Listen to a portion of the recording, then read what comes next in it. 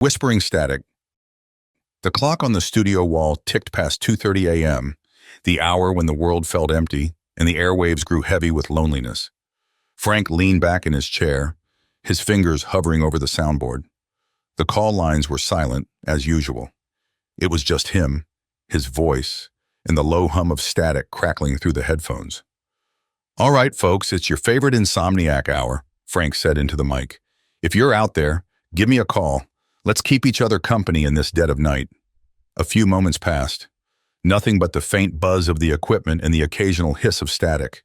He was used to the quiet, filling the gaps with rambling stories, old records, and late-night musings. But tonight, there was a strange weight in the silence, like something was waiting to be heard. Then the phone line blinked. Frank straightened, tapping the button to connect. "You're on the air. Who's this?" A pause, followed by a trembling voice. "I don't have much time." Frank leaned in. "All right, what's on your mind?" "They're coming through the static, the voices. They're not just interference, they're people. People who've died trying to reach out." The voice was strained, like it was pushing against something unseen. "You have to listen closely, Frank. They're warning us." Frank's heart thudded in his chest. "Who are you? What are you talking about?" "I'm calling from the future." "Your future," the voice rasped. "You'll hear it soon. Your own voice in the static. When that happens, it's already too late. They'll have you." The line went dead.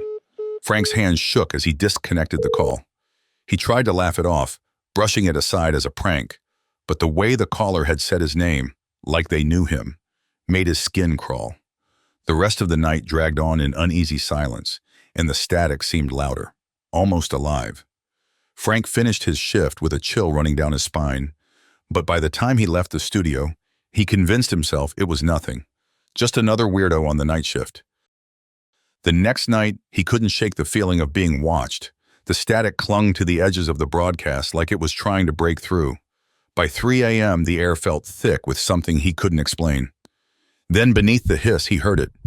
A voice, faint and distorted. It wasn't a caller. It was a whisper, barely audible, but unmistakable. "Frank, help me." His blood ran cold.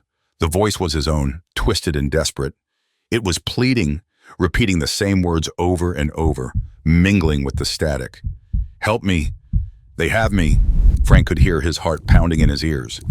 The voice was still there, seeping through the speakers, growing louder, more insistent.